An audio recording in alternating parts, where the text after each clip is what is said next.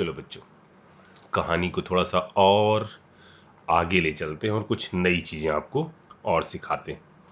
देखो बच्चों, अगर हमारे पास इस तरह की कोई कंडीशन है, जैसे मान लो ये कर दिया,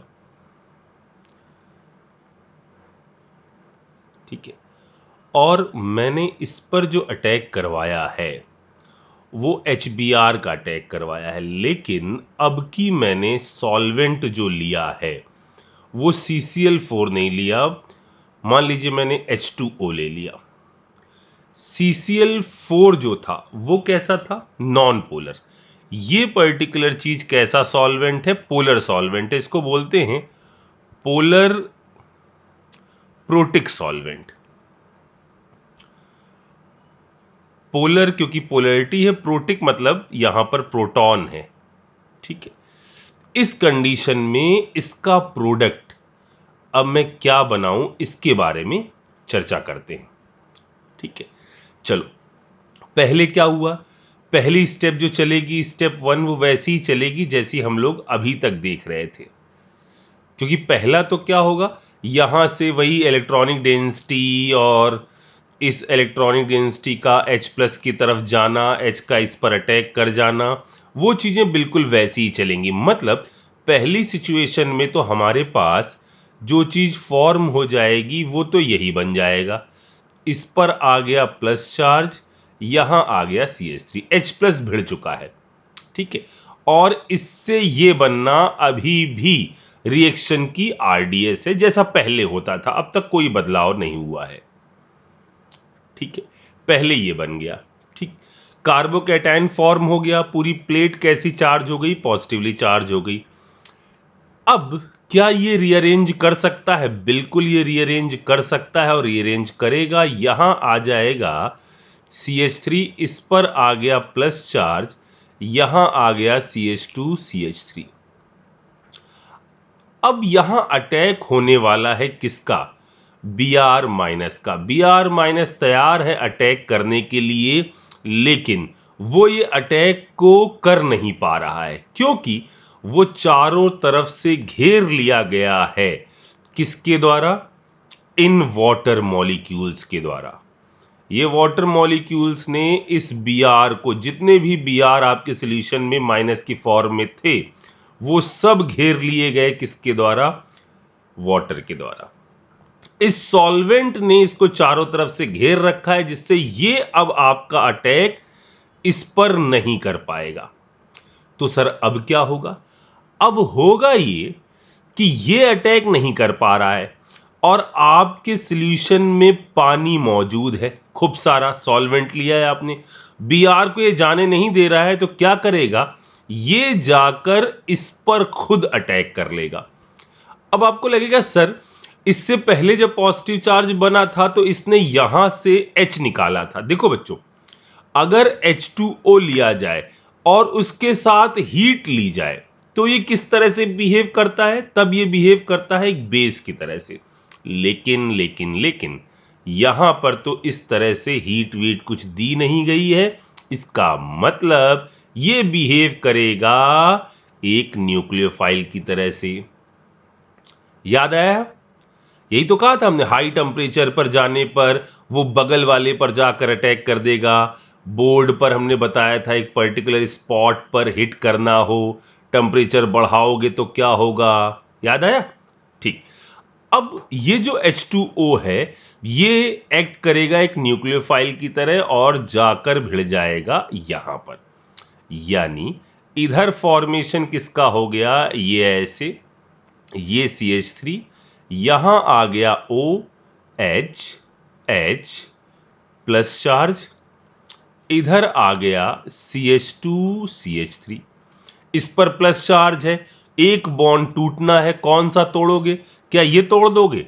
अभी ये तोड़ दोगे तो फिर से अटैक कराओगे, फिर से। ये तो अभी अभी बना है, क्या करो? इस बॉन्ड को ब्रेक कर दो। ये लॉजिक समझ में आ रहा है ना? इससे बन गया हमारा CH3C CH3, इधर आ गया OH, इधर CH2 CH3। बन गया एक 3 डिग्री का एल्कोहल। ठीक, अच्छा, अब जरा इस रिएक्शन को जरा आप गौर से देखिए, इसके अंदर हुआ क्या है। इसके अंदर H प्लस भिड़ा है और फिर वाटर जाकर भिड़ गया है, यही तो हुआ है। मतलब अगर कोई हमको ये रिएक्शन ऐसे ना देता, बल्कि ये रिएक्शन ऐसे दे देता कि CH3 है, C है, इधर CH3 है, इधर H है, यहां CH डबल बॉन्ड CH2 है, और हमसे रिएक्शन करवाने को कहा जाता कि आप रिएक्शन कराओ इसके साथ H प्लस और H2O। देखो ये दिया या ये ऊपर वाला दिया, बात तो एक ही है, क्योंकि Br तो अटैक कर नहीं पा रहा है इसके कारण।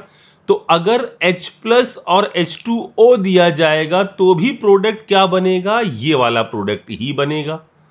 पहले H प्लस जाकर भिड़ेगा, पॉजिटिव चार्ज आएगा, रीअरेंज करेगा, वाटर जाकर भिड़ जाएगा, फिर H प्लस लास्ट में बाहर निकल जाएगा। यानी यहां पर जो प्रोडक्ट बनेगा वो सेम प्रोडक्ट बनेगा जैसा आपने ऊपर बनाया।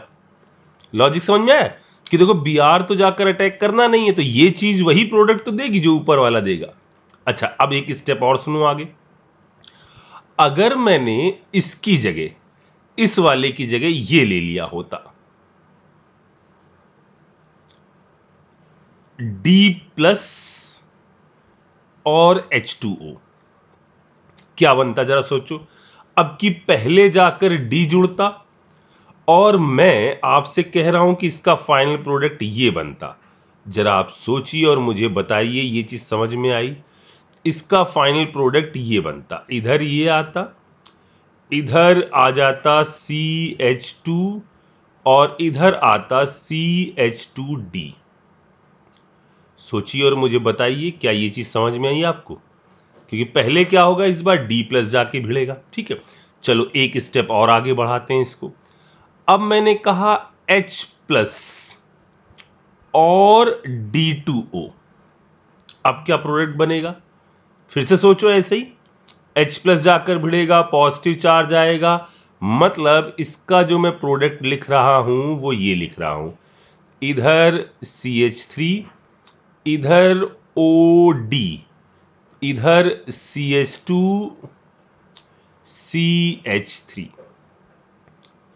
ठीक है, यहां पर यह भी हो सकता था, इधर हो जाता D प्लस और D2O। यदि ये ले लिया जाता तो इधर भी D आता प्रोडक्ट में, ये वाला D भी होता और इधर भी OD आ जाता। ठीक है, ये चीज समझ में आ गई होगी, आसान है। अच्छा, अब फिर से देखो जरा सा एक चीज। अब मैंने यही लिया और आपसे कहा कि मान लो मैंने ऐसा कोई रिएक्शन दे दी कि यहां पर ये है और फिर इधर C डबल बॉन्ड CH2, इधर भी H लगा हुआ है एक। ठीक है, और आपसे मैंने कहा कि आप रिएक्शन कराओ H प्लस और CH3OH की, इसकी रिएक्शन कराओ। अब देखो क्या होगा। देखो यहां पर ये देने का मतलब क्या है, जैसे जो अभी वाटर न्यूक्लियोफाइल की तरह बिहेव कर रहा था ना, अब की क्या न्यूक्लियोफाइल की तरह बिहेव करेगी, ये वाला ग्रुप। ठीक है, देखो सबसे पहले H प्लस जाकर भिड़ेगा, इधर आपका शिफ्ट हो गया, H प्लस भिड़ गया, पॉजिटिव चार्ज आ गया, और यहां पर हो गया क्या, रिंग का एक्सपेंशन, रिंग बन गई 6 मेंबर की, 6 मेंबर की रिंग हो गई। ठीक है, और यहां जाकर भिड़ गया ये, इधर ये आ गया, प्लस चार्ज इधर आ गया। समझ में आया? देखो यहां से तोड़ा, इधर ले जाकर जोड़ा, यहां पर आ गया प्लस चार्ज, नंबरिंग कर लो 1 2 3 4 5 6, और पहली पोजीशन पर ये वाला ग्रुप रहा और पॉजिटिव चार्ज यहां पर आ गया। ठीक, अभी क्या ये और कुछ कर सकता है? बिल्कुल कर सकता है, एक बार और रीअरेंज करा दो। इधर आ गया ये, इस पर आ गया कौन सा चार्ज, पॉजिटिव चार्ज, और इस पर भेड़ दीजिए आप। अब क्या भेड़ोगे, ये वाली चीज, ये धड़ाम से टक्कर कर गया। सिंपल, जैसे आपका अब तक क्या करता था, H2O भिड़ता था, इस बार ये अल्कोहल का मॉलिक्यूल भिड़ जाएगा और इससे बन जाएगा क्या, ये ऐसे, ये O, इधर CH3 और इधर H, आप भगा दीजिए किस चीज को, H प्लस को। H प्लस ही बेचारा दुखियारा मॉलिक्यूल है, उसी को भगा दो। और वैसे भी यहां रिएक्शन में आपको पता है H प्लस शुरुआत में लिया गया, कैटेलिस्ट की तरह लिया गया होगा। H प्लस ने रिएक्शन की स्टार्टिंग करी और कैटेलिस्ट का काम क्या है, शुरुआत में वो रिएक्शन को प्रोसीड करता है लेकिन बाद में वो रीजनरेट हो जाता है। ये आपने 9-10 में पढ़ा है, ठीक है। ये H प्लस वापस मिल गया, अगले मॉलिक्यूल पर इसी तरह अटैक होते चले गए। तो हम लोगों ने यहां ये देखा कि यदि कोई सॉल्वेंट लिया जाए और वो पोलर नेचर का हो तो वो आपका एनायन को घेर लेता है और ऐसे केस में वो खुद जाकर जो सॉल्वेंट है वही बिहेव करता है एक न्यूक्लियोफाइल की तरह।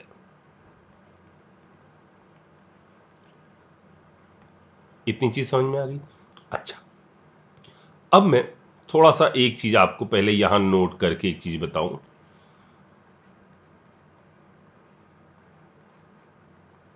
और ये नोट है ये कि जब कभी भी आपके पास RX हो, RX बोले तो एक एल्काइल हैलाइड, ठीक है, और आप इसकी रिएक्शन करवाते हो एक्वस QH के साथ या एल्कोहलिक QH के साथ। अब इसकी मैकेनिज्म आपको आगे समझ में आएगी। तो आप एक चीज याद रखिएगा, एक्वस से बनता है क्या, एल्कोहल, एक्वस से एल्कोहल, और एल्कोहलिक QH से बनता है आपका एल्कीन। एक्वस से एल्कोहल, एल्कोहलिक से एल्कीन, 2-3 बार बोलो, एक्वस से एल्कोहल और एल्कोहलिक से फॉर्मेशन होता है किस चीज का, एल्कीन का। इस चीज को आप दिमाग में बैठा लीजिए। सर इसका यूज कैसे क्या होगा, अभी बताते थामा, पहले इसको बादल में बंद कर दूं, ठीक है। अच्छा मतलब जैसे मैं एक चीज बताऊं आपको, जैसे मान लो मैंने ये ले लिया CH3, इधर CH2, इधर C, इधर Cl और इधर CH3, ठीक है। अगर मैं इसकी रिएक्शन करवा दूं एक्वस KOH के साथ तो यहां बनेगा एल्कोहल, एक्वस से एल्कोहल और एल्कोहलिक से एल्कीन, ठीक है। इधर आ जाएगा आपका CH2 COH, इधर आ जाएगा क्या, CH3, ठीक है। यहां जरा देखो, यदि हम ले लें एल्कोहलिक KOH तो एल्कोहलिक KOH के साथ क्या होगा, फॉर्मेशन होगा एक स्टेबल एल्कीन का। मतलब आप इधर से H नहीं निकालोगे, आप वही जो सेडजेफ रूल था ना, पुअर बिकम पुअरर के हिसाब से वहां से आप H निकालोगे और फॉर्म करोगे एक एल्कीन, ठीक है। अब जरा इसका यूज देखो, जैसे मान लीजिए हमने कहा आपसे कि ऐसा कुछ कर देता हूं मैं कि इधर ले लेता हूं CH3 CH2 और CH3, ये हमने नॉर्मल प्रोपेन ले लिया, ठीक है। अब मैंने आपसे कहा इस पर कराओ मोनोक्लोरिनेशन और बनाओ एक स्टेबल कंपाउंड, इस पर मोनोक्लोरिनेशन कराओ। अब मोनोक्लोरिनेशन पर कितने प्रोडक्ट बन सकते हैं, या तो यहां क्लोरीन लग सकता है या यहां क्लोरीन लग सकता है, ठीक है। मैंने आपसे कहा इनमें जो स्टेबल बन रहा हो ज्यादा उसको यहां पर बनाओ A, इसका मेजर प्रोडक्ट यहां पर बनाओ, जो आया उस पर रिएक्शन कराओ। एक बार एक्वस KOH की मान लीजिए रिएक्शन करा दी हमने, B बना, इस B पर आप रिएक्शन कराओ H प्लस हीट की, C बना, इस पर रिएक्शन कराओ HBr in presence of water, D बना। D के अंदर क्या ऑप्टिकल एक्टिविटी होगी या नहीं होगी, इसको बताओ। समझ में आया? तो देखो पहली स्टेप कैसे आगे बढ़ेंगे। देखो होता क्या था, मैंने क्या कहा था आपसे कि हीट की प्रेजेंस में Cl टूटता है, Cl फ्री रेडिकल और दूसरा Cl फ्री रेडिकल। ठीक है, यहां से एक H फ्री रेडिकल हटेगा, Cl फ्री रेडिकल जाकर जुड़ जाएगा। तो जरा देखो कौन सा ज्यादा स्टेबल है, इसका पता कैसे चलेगा। पहले एक Cl ने क्या किया, यहां से H निकाला, यानी इस फ्री रेडिकल को बनाया, और उस पर जाकर क्या चीज भिड़ गई, Cl भिड़ गया, यानी ये बना पहला मोनोक्लोरो डेरिवेटिव प्रोडक्ट। या ये हो सकता है ये जो Cl है यहां से जाकर H हटाए, तो जो बनाएगा वो बनाएगा क्या, ये वाली चीज, और फिर इस पर जाकर क्या चीज भिड़ जाए बच्चों, दूसरा Cl जाकर भिड़ जाए, यानी ये बन जाए। दोनों में अगर आपसे कोई मेजर पूछे, ये मैं आपको ये चीज सिखा रहा हूं कि जब फ्री रेडिकल कहीं पर फॉर्म हो रहे हैं और आपसे मान लीजिए खुदा ना खास्ता मेजर प्रोडक्ट पूछ लिया गया, तो आप किसको बनाओगे। ठीक है, तो आप उसको बनाओगे जो आपको इंटरमीडिएट ज्यादा स्टेबल दिख रहा हो। वही कहानी टकले वाली, यहां पर कितने H हैं, 2H का हाइपर कॉन्जुगेशन मिल रहा है, यहां पर कितने का मिल रहा है, 3 का। इसका मतलब ये जो बनेगा ये वाला प्रोडक्ट होगा हमारा A। ठीक है, अब रिएक्शन में मान लो आपको सब कुछ पता है, लेकिन ये एक छोटी सी चीज जो इंफॉर्मेटिव थी आप भूल गए, तो फिर आप पूरी रिएक्शन को गंवा दोगे। इसलिए जरूरी है ये जो हम छोटे छोटे नोट्स बादलों में लिखवाते चलेंगे ना, उनको अभी आप दिमाग में बैठाते चलिए। तो एक्वस से बना क्या, एल्कोहल। जरा देखो क्या बन गया, यहां फॉर्मेशन हो गया इधर OH का आया। अब H प्लस और हीट, सोचो क्या होगा, एल्कीन। फिर HBr, सोचो क्या होगा, H प्लस जाकर टकराएगा और वाटर आकर इधर भिड़ जाएगा, यानी ये कंपाउंड फाइनली घूम फिर के ये ही बन जाएगा। और क्या ये ऑप्टिकल एक्टिविटी शो करेगा, नहीं नहीं नहीं। क्यों, क्योंकि एटलीस्ट यदि एक यहां पर हमने आपसे 2-3 बार ये चीज बोली है कि देखो A यहां रख लो, इधर B रख लो, ठीक है, या ऐसे मैं बना दूं इसको। इस चीज में बच्चों को थोड़ा सा कंफ्यूजन होता है कि यहां मैंने ये कर दिया, यहां मैंने कर दिया B, ठीक है, और मैंने कुछ ऐसा बना दिया, इधर ये बना दिया, और इसको मैं डार्क पर कर लेता हूं, ये बना दिया, और इधर मैंने बना दिया मान लीजिए A, ठीक है ना, इधर B बना दिया, इधर C बना दिया। जब कभी भी आपका किसी जगह पर दो चीजें सेम होंगी ना, तो पक्का आपको कोई ना कोई प्लेन मिल ही जाएगा। जैसे मैं इसको थोड़ा सा और ऐसा करता हूं, इधर मैं A करता हूं ताकि सबको विजुलाइज आराम से हो जाए। इधर A करता हूं, इधर वाला मैं करता हूं A, इधर करता हूं B,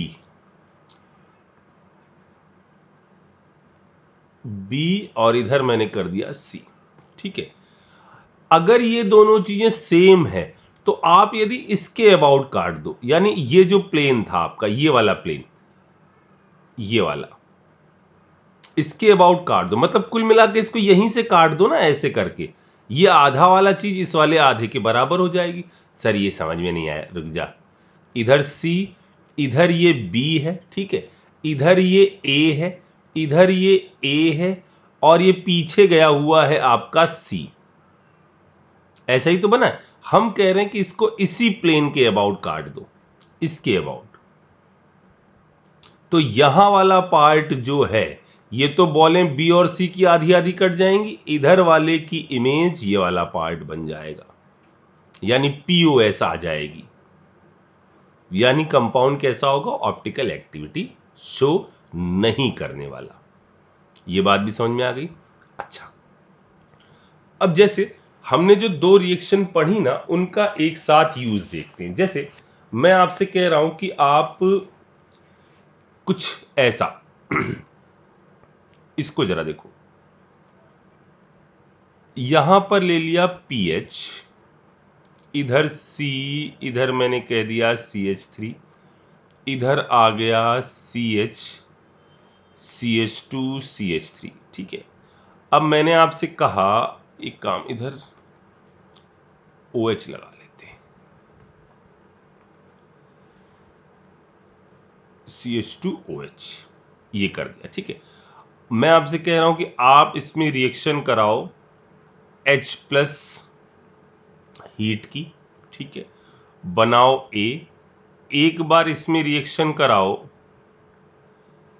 HBr की इन प्रेजेंस ऑफ CCl4, बनाओ B, एक बार इस पर रिएक्शन करवाओ HBr की और बनाओ इन प्रेजेंस ऑफ H2O और बनाओ C, और इनकी इनकी इनकी इनकी ऑप्टिकल एक्टिविटी पर कमेंट करो। चलिए आप पहले सोचिए, फटाफट सोचते चलो। सबसे पहले H+ और हीट है, H+ और हीट है, क्या होगा? पॉजिटिव चार्ज आएगा। ठीक, रीअरेंज करते करते करते करते कहाँ जाएगा? यहां से यहां होगा, बिल्कुल होगा, यहां से यहां होगा, बिल्कुल होगा। तो ए प्रोडक्ट क्या बन जाएगा? सभी लोग बताएं। तो ए प्रोडक्ट मैं ये कह रहा हूं कि ये बनेगा, कुछ गड़बड़ लगे तो बताइए। ये बना। ठीक है, अब मैं कह रहा हूं कि बी प्रोडक्ट जो है वो ये बनेगा, यहां पर Br, यहां पर CH3, यहां पर CH2 CH3। क्या ये कायरल होगा? बिल्कुल, एक ही कायरल सेंटर है और ऐसे केस में कंपाउंड क्या होगा? ऑप्टिकल एक्टिविटी शो करेगा। और मैं आपसे कह रहा हूं कि अगले का प्रोडक्ट इधर OH आ जाएगा, इधर तो Me है ही है मिथाइल ग्रुप, इधर ET ये आ जाएगा। क्या ये ऑप्टिकल एक्टिविटी शो करेगा? बिल्कुल ऑप्टिकल एक्टिविटी शो करेगा। ठीक है बच्चों, चलिए और इस कहानी में कुछ और धमाकेदार चीजों के बारे में बात करते हैं।